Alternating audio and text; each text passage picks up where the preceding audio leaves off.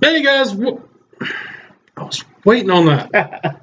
This Balor fan 85, and normally he cuts me off because this is one of his belts, but I guess we're not cutting anybody Well, off today. let's not leave out a very important detail. It's not just one of my belts. It is the very first replica belt I have ever had.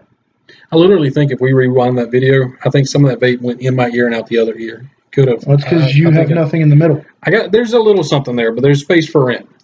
So again, Balor fan 85 here. The human fog machine, ambiance central right here, Kevin. This Scooter right here. This is Scooter, otherwise known as Byron Saxton, otherwise known as Austin. Shut up, Saxton. Does that make you Graves? Would I? Yeah. I don't want to be Renee though. Nothing against her. I mean, you have the body type. I don't think I do neither. I think you're more of a Michael Cole. You know what? I could be Michael Cole. Not Why not? necessarily. Let's think about it. Let's think about it. We got the new guy in Saxton. Yep. We got the guy who picks on people in Corey Graves. Yeah. And you got the longevity of Michael Cole. I will be Michael Cole is Cole. not We're sitting in the coal I'm mine. not saying he's Cole. We're sitting in the coal mine. Yeah, you're sitting in the Bullard vault. Uh-huh. Yeah, I'm a Bullard, just like Titus O'Neil. Balor fan 85. You have a belt that you've had. This is the first replica belt you've ever had, wasn't it? It is. It is. This belt was not. It actually it fell into my lap, and it started a whole chain reaction of buying belts and looking at belts. I started with this one. I'm up to 20 now. I've got WWE. I've got Ring of Honor. I've got New Japan. I've got plenty of different belts and stuff like that. But this one really set it off to me that hey, there might be something to this. And I almost sold this belt to none other than this guy. And I think I remember telling you, if you were going to start a collection, why not keep it? Yeah, he actually talked me out of it. It was before I got the job I have now, and I was going to buy it for money, and he offered me a fair offer. The belt does have wear to it, but anyway, it's a very old belt. Like most of you already know, we dabble in a little bit of backyard wrestling and put on shows and stuff. And I've said this before, the first company I worked for, they had three titles, and they were all replicas, but they used them as their own. We had the Dome Globe was our heavyweight title. We had the ECW heavyweight title was our hardcore title. And this was our tag team title. And the Dome Globe was the first brand championship I ever held, being our heavyweight. The ECW heavyweight title was the first singles title I ever held, being our hardcore title. This is the very first belt I ever held as I'm not going to say professional wrestler because I never got paid, but putting on shows, this was the very first time I got to walk out with a belt. I was called a tag team champion, and I just had a lot of fun messing around with my character and coming up with new moves and really trying to bring something back to this belt in the company that I worked for. You guys, if you're looking right about there, you already know which belt we're talking about, but as we're shooting this, we're going to go ahead and show you for the first time. We're talking about the ECW Tag Team Championship belt. A lot going on these plates, guys. A lot. Just the fact that the cage is on every single plate puts it into that there's a lot going on here. And I'll admit, I wasn't always knowledgeable as I am with belts now. And when I first got this belt, a lot of you know that this is a saw blade. That is the globe wrapped in barbed wire. When I first held this belt, I thought it was a big sun. I really did. I thought this was the sun because I'm a dummy. I'm a dummy. But eventually, when this thing catches your forehead one too many times, you realize, hey, that hit me like a saw blade. Oh, duh. Yeah, there you go. But anyway, just a big edge tattoo. Getting back into the review, we don't have any big gold tip on it. There's really no work done in the snap box. It's just a smooth strap. One thing that this has that others don't is you normally get clamshell. This just has ECW printed along the outside of it. You can see that right there. Yeah. You guys know how I feel about contrast and having colors that make it pop. This one kind of loses it for me. A hint of black is good, to kind of separate what's going on. But this just has a lot of black. It almost looks like a jumbled mess from far away. You're not going to know that this says hardcore. You probably won't be able to read this. You're definitely not going to read that says ECW. It's black on black. But for sentimental reasons, I really wanted this belt. Like I said, it fell into my lap one day. Yeah. So this fell into my lap. Shout out to Jeremy Rourke. It fell into my lap. So this belt right here is one of the first generations. Is one of the first generations of replicas, and you can tell that because there's not really a whole lot going on. Like you said, there's nothing in the snap box. There's nothing right here. You got the little ECW tool right here. Coming back over here again. There's nothing there. It was basically the old school replica straps back in the day were almost like a vinyl on top of cardboard on top of foam. Now they've worked it a little bit to where it looks a little bit more like leather. But if you look right here, I mean, the belt's got some use. So it's gonna bubble right here where you see it bubble. It's about 12 years old. Yeah, it's gonna bubble.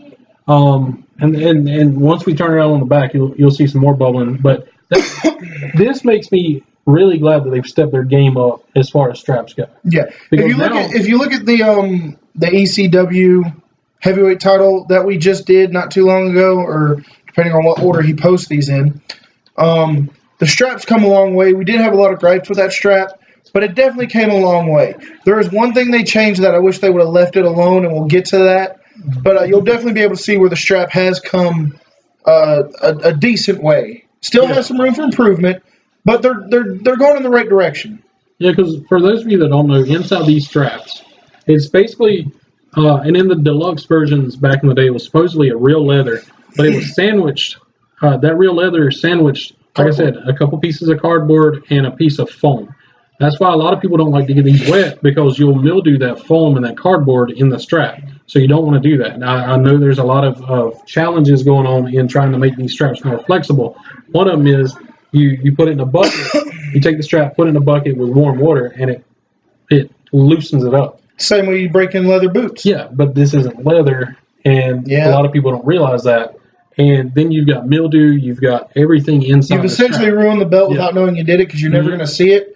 You're just going to start to get sick because now you have black mold living in your house and you don't know where it's coming from. Yeah. So again, it's a very basic original. I want to say this is probably an original stock strap that they first started coming out with. There's no stamp on the back. No, there's no stamp on the back. It was probably a sticker, just like the IC title. Yeah. Good point. But I've seen videos of like the 2 millimeters where, especially the Smoke and Skull back in the day, for some reason it bubbled really bad. And this isn't terrible. But again, it makes me glad that they've stepped up their game in the simulated straps. So, you got anything you want to add?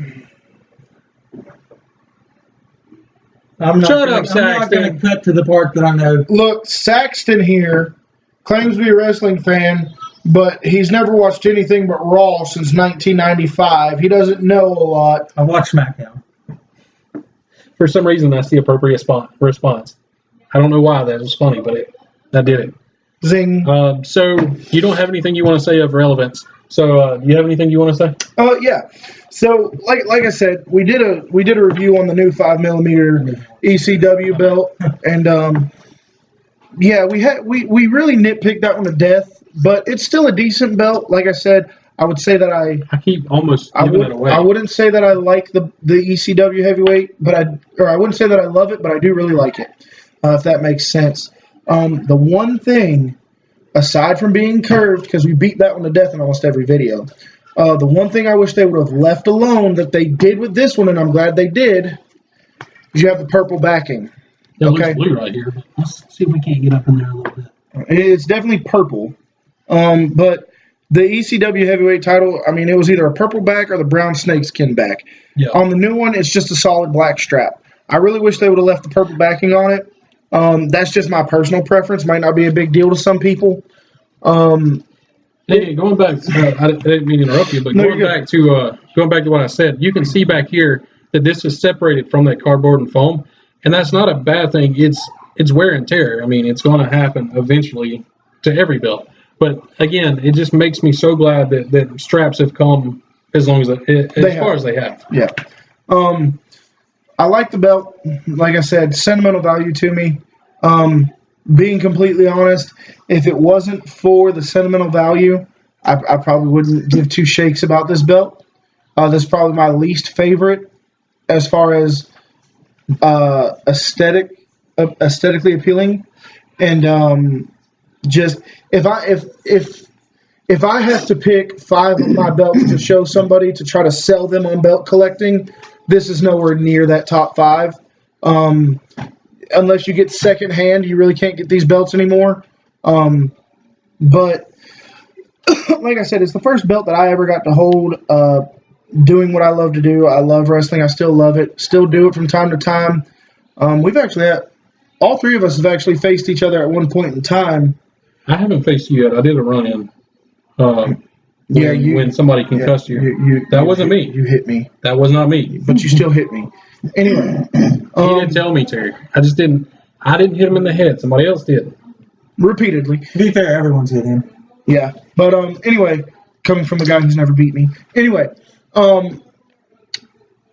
It's a good belt for like nostalgia effect. This is one of those belts that, see, I'm the type of person, if I'm going to get a belt signed, I want it signed by someone who held it. This is one of those belts you're never going to be in short supply of people that have held this belt. Not saying that this belt was just handed left and right, but when you go to like WrestleCon and WrestleCade and FanFest and stuff like that, you always see those old time wrestlers, and those are the ones that held this belt. So if you're into that kind of stuff where you get your belt signed by numerous people and everyone who's held it, you're never going to be in short supply of trying to find someone to sign this. And that adds to the value, depending on how much you like that wrestler, or if there was a favorite match or something like that. Like this past year at WrestleCade, I was going to get it signed by Mick Foley, and I just happened to forget the belt. The bag that I brought didn't have this in it. But you'll never be in short supply of someone to sign this belt. And who knows, when you get them to sign it, it might bring something back to them, and they share a story with you that, not a lot of people know. No, I'll go ahead. We hit on it. These are 2mm plates.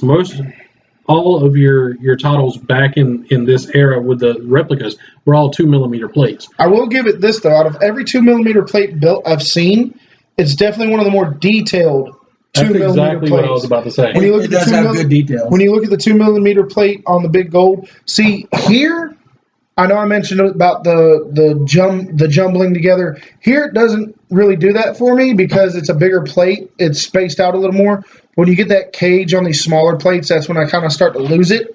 But as far as 2mm plates go, this is probably my favorite 2mm detail plate. Yeah. As far as detail goes and the contrast and the design, it's probably my favorite. If not, definitely top 3 2mm plate. Yeah. That's so that being said, because I couldn't even see the C on hardcore. Yeah.